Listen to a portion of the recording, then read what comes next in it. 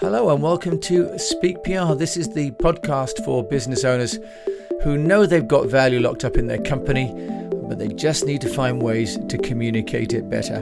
And we're going to do that on this show by talking to people that know how to get clients noticed, but also fellow entrepreneurs. And I've been an entrepreneur myself for over 25 years. I've built my own businesses and also built brands for others, because I also run a PR firm with offices around the world. So on this show, I condense 25 years of experience into 20 minutes, all designed to share tools and tips to help companies and business owners to get noticed for free using the tools and the technologies that big companies use, and some of them that they don't know how to use yet. So welcome to Speak PR. Okay, welcome to this episode, and today I'm going to share with you some thoughts about working with the media. Now, so often we are asked as a PR agency to get clients into publications, and that's only one way that we can work with the media. Another way really is to find out what the media is organizing, but also to have a conversation with them about what we might want them to organize in order to have a partnership. Now, especially during this COVID times, many publishers are really very keen to find ways to generate revenue. Remember that the traditional ways that journalists and media make money is to write articles and to sell that publication as a subscription or as an advert. Those really are the two business models that publishers have got. So the ways that publishers are getting creative is by doing things like organizing awards, for example, which are a great way for companies to work with the media, to enter, to compete, and to get the gong so that you can use that in your marketing. But another way is to have a conversation with the media or the publisher about what you're organizing and see how you can work together. Now, I thought I'd bring in an example here because we're working with a potential client from the Middle East, and this client is involved in promoting an awards, and we're working on promoting the awards in Southeast Asia, but also into China. So we've had a conversation, my Chinese team, with the publishers in China, just to talk about how we can help to leverage an award to make the Chinese media, Chinese audiences, non-government organizations, government organizations, people who are innovating around water technology to know about these awards and take part. We've spoken to two large national media, and we've done that because we want to work with media that have got both English language and Chinese language content, so that the people inside of China that are foreigners would also know about this award. So the first lesson of the day with working with the media is media selection. And finding out which audience you're appealing to is, of course, the first part of that. And in this case, we want to talk to people who are innovating, and they may be foreigners in China, but they may, of course, predominantly be the Chinese themselves. So choosing a media that speaks to both. We've gone for mainstream media instead of just the vertical media that are in that particular sector of water, because we want to also talk to the NGOs. So we want to talk to groups that may not enter the awards but are interested in the awards, because these kind of people can help to spread the net more broadly. In this particular case, then, we've chosen to reach out to Global Times, or the Chinese name is Huanzhou, and the other one is ChinaNet. So first of all, I'd like to just share with you a little bit of background about the two media, then that'll give you a bit of context. So Global Times was established back in 2007 under the approval of the People's Daily and the State Council Information Office, and it has the investment from People.com and Global Times, and People.com was the really the magazine and newspaper media group of the Chinese Communist Party. So the international reach, though, of Global Times has extended significantly really over the last decade, and it's being sent to over 150 countries and territories. And this is really part of China's push to take, China's side of the story overseas in English language for those people that are interested in China and those people that are looking at working with China, and especially with the Belt and Road Initiative that they have pioneered, using this to communicate what the Chinese government is looking to do. Now, when talking to Global Times, they have come up with a great really scope of work for us, and that is that they are going to create a display pavilion for our client. This is the proposal, and they are willing then to present information within a pavilion attached to their large website and under a subsection of the technology department. And they will then list it as an award and include our news updates and relevant information about the participants and the judges and the criteria. And they'll also showcase information about the previous awards that took place. They're also going to help to get registrations by distributing short video clips related to the award to their followers. Now, they've got followers on some of the media platforms, all the media platforms in China, including Douyin, Kuaishou, and Youku. And also they have Weibo and WeChat. So by partnering with an established media company, what we're doing is we're really going to piggyback off of their distribution infrastructure using our content.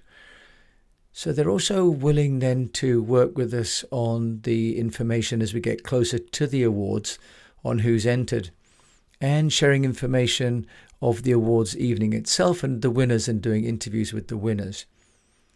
So working with Global Times in this way is a cost-effective way for the client to access the media that otherwise wouldn't run this as a story other than a press release. But if the client was to try and build a pavilion and attach all the content, and most importantly, try and attract all the audience, then there is no way they could do it with the budget. And we're talking about, tens of thousands of US dollars instead of hundreds of thousands. But also from a time point of view, we're looking at having something up and running within the Global Times network within weeks, not within months. So this is one option for any company. When I produced the British Business Awards in China years ago, I worked with the China Daily. I started the awards back in 2008, and I partnered with the China Daily, which had English language only at the time. And we worked with them to promote the awards.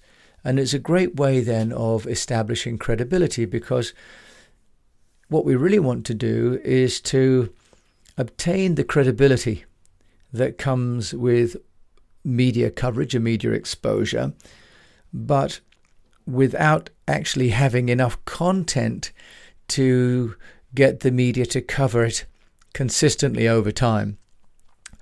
The announcement of an award and the winners of an award are interesting, of course, to us as our clients, but for the readership of Global Times, it's not significant enough to be given coverage every day, but that's also what we want to have for our client. So this is one option, that if you've got anything happening like an awards or a launch or a new initiative, to actually partner with an existing media. Now, another option I mentioned that we're proposing to market and promote this awards is with ChinaNet. And ChinaNet is the key news website led by the State Council Information Office, and it's managed by the China Foreign Languages Bureau. And it's published around the world in 11 versions in 10 languages, with more than 200 countries. So the ChinaNet is another one that we are proposing because there are, with this awards, opportunities for people from around the world to enter. So we're using the China platform, which works across multiple language groups, to reach out to people around the world. Now, actually, the China media are probably more international in their language usage than, I would say, any other country. You know, the British publications all take place in English, the Germans in German and English, the French in French and some English. But the Chinese have really embraced multicultural, multilingual communications on the media. So this is quite an interesting way of getting into markets like Africa, for example, in the Middle East, and even Latin America, and certainly Southeast Asia, because the Chinese government, not individual publishers, have funded the information being shared on these platforms. And I can tell you that it's not all propaganda. You know, having lived and worked in China for 13 years, there is a genuine interest and a genuine passion within the Chinese editorial community to highlight and work with, for example, development causes and commerce. Now, obviously, there are limitations on the political discourse in the Chinese media, but don't for a minute think that the Chinese media are not active in communicating about every other kind of topic, whether it's automotive, science and technology, education, literature, and so on. So with China.net, they have offered to basically run a live broadcast. Now, China and the Chinese, I'd say probably worldwide, in my opinion, are leading the way when it comes to understanding and the deployment of streaming technologies. If we work with the guys at china.com.cn, they actually will create a separate channel for us with a water theme, and they will then broadcast both the awards information in advance, but they will then also actually display and have a crew and live stream the awards that take place in the Middle East, in Dubai, to their hundreds of thousands of viewers. They'll also then take this live stream from this awards, and they'll, by the way, subtitle it, of course, into Mandarin and other languages if we want. But they're also going to include it on their video platforms, including, as I've mentioned, Douyin, which we think of as TikTok overseas, Kuaishou, Station B, Weibo, Youku. So they have all these platforms.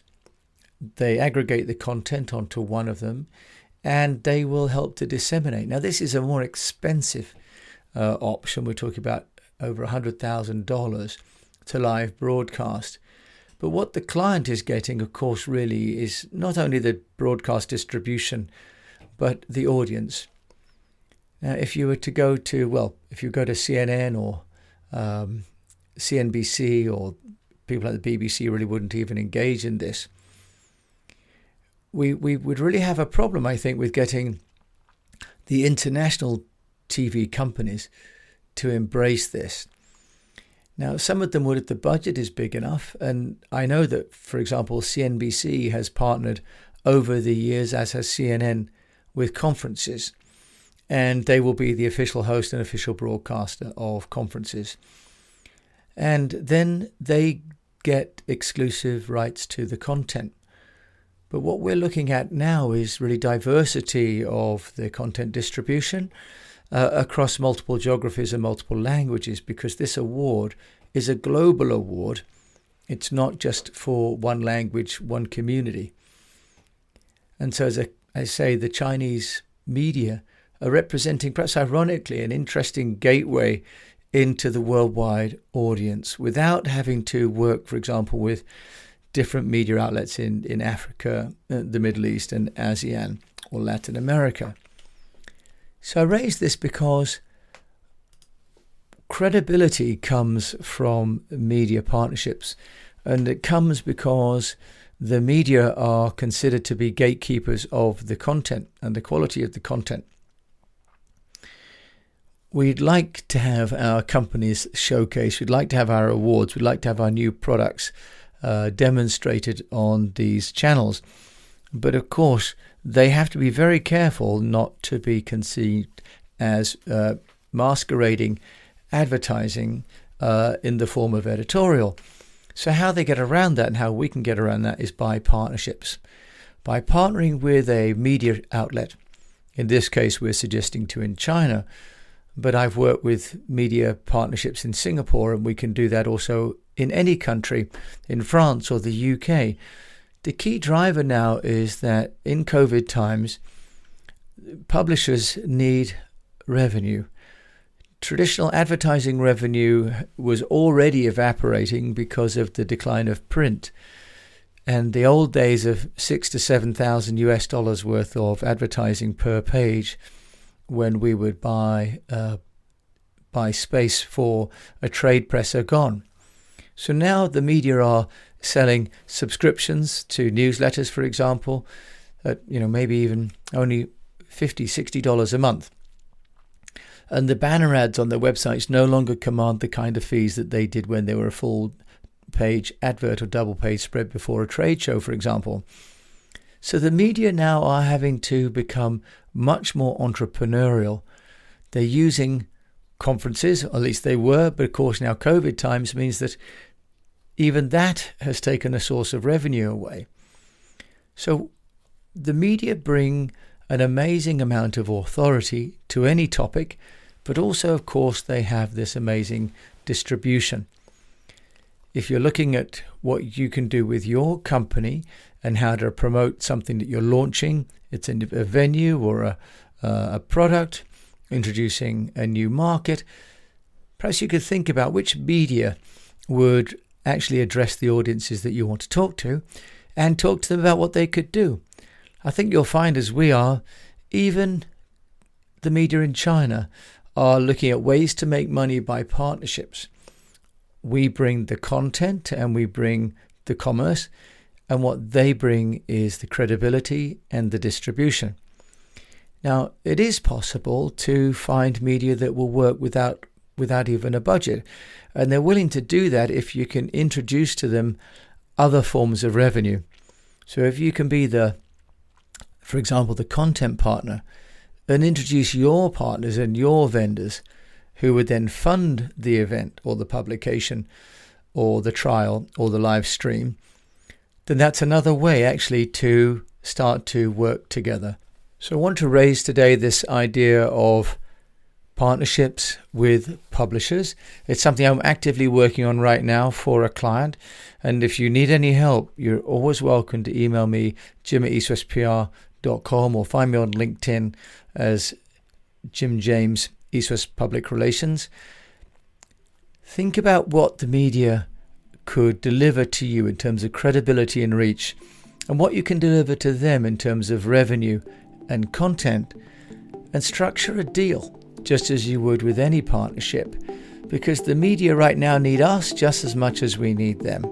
There's never been a better time to get public relations coverage through partnership with publishers. So with that, I'd like to say thank you very much indeed for listening to this episode of Speak PR. This is the podcast for business owners and business leaders who believe they've got value in their business that they can unlock with effective communications. You can find out more about us at eastwestpr.com. Please do subscribe to our newsletter, subscribe to the podcast, and leave us a rating if you can. That would be much appreciated. Until we come together again, my name is Jim James. Thank you once again for listening, and I wish you the best of health, a profitable business, and that you keep on communicating and probably partnering with a publisher.